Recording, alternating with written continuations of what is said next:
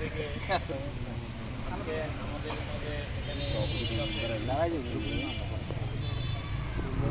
সংগ্রামী নবাবগঞ্জের বারবার কারা নির্যাতিত আমরা সবাই দিনের আজ থেকে 2002 থেকে যে নির্বাচিত শুরু এখানে প্রধানমন্ত্রী হিসাবে আমাদের বড় ভাই সবাই আমাদের ভাই উপস্থিত আছেন নবাবগঞ্জের রায়হান ভাই আরও উপস্থিত আছেন যুগ্ম সদস্য সচিব অ্যাডভোকেট খলিল ভাই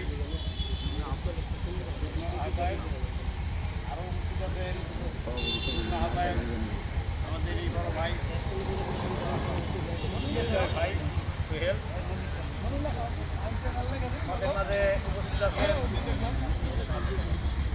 আমাদের সাবেক বাহিনীর যুবদলের নেতৃবৃন্দ এবং আমাদের মাঝে উপস্থিত আছেন কৈলাল ইউনিয়নের সাবেক যুবদলের সভাপতি ইসলাম মির্জা উপস্থিত আছেন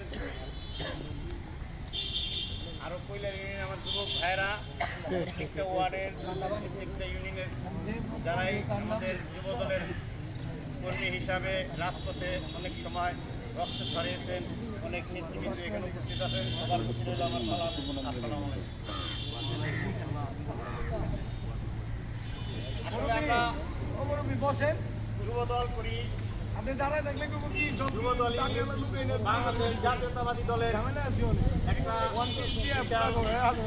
ভূমিকা এবং যুবদলের কর্মীরাই আমাদের শক্তিশালী করে আজকে এই হাত থেকে সামনের কাতারে দাঁড়িয়ে রক্ত ঝরিয়েছে রাজপথে আন্দোলনে সবসময় সামনে থাকছে মরণকে বরণ করে নিয়ে গুলির মাধ্যমে এই যুবদল সবসময় দাঁড়িয়েছে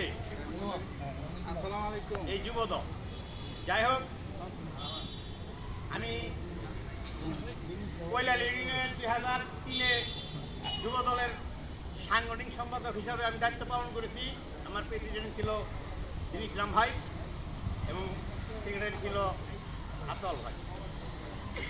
যাই হোক আপনারা জানেন আমরা তারপর যে কোনো অবস্থায় যুবদলকে এই দায়িত্ব পালন করতে গিয়ে যুবকদেরকে আমরা যেভাবেই হোক আগলে রেখেছি, যেভাবেই হোক দলকে চাঙ্গা করার জন্য সবসময় রাজপথে ভূমিকা পালন করছি। সেটা আমাদের থানা লেভেলের যারাই আছেন সবাই আমাদের মোটামুটি অবগত এবং তারা জানে। আমি 2012-তে 18 ডিসেম্বর আমি খন্দকার আবাস পাক ভাইয়ের নেতৃত্বে পবন ভাইয়ের ডাকে আকবর ভাইয়ের ডাকে আমি ঢাকা পল্টনে যখন যুবদলের যে প্রোগ্রাম ছিল সেখানে আমি রাত্রেবেলা ফজরটনে পোলাপান 50 জন নিয়ে আমি যখন ঢাকায় ঢুকেছিলাম সেদিন এক রণক্ষেত্র তৈরি হয়েছিল। সেখানে স্বৈরাচার শেখ হাসিনার যে যুবলীগ, ছাত্রলীগ এবং পুলিশ লীগ এদের সাথে আমাদের বিশাল ব্যাপক সংঘর্ষ হয়। সেই সংঘর্ষে আমি এরেস্ট হই 3 জন নিয়ে এবং আমার যারা সহকর্মী ছিল তারা সবাই অনেকের মাথা ফাটছে, অনেকে মেডিকেলে নিয়ে যাওয়া হয়েছে, বিভিন্ন হাসপাতালে নেওয়া হয়েছিল।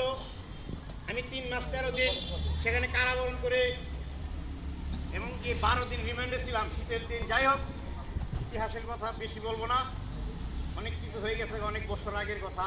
হয়তো ওই সময় অনেকে এখানে যুবক ভাইরা আছে যুবদল কাকে বলে জানেও না।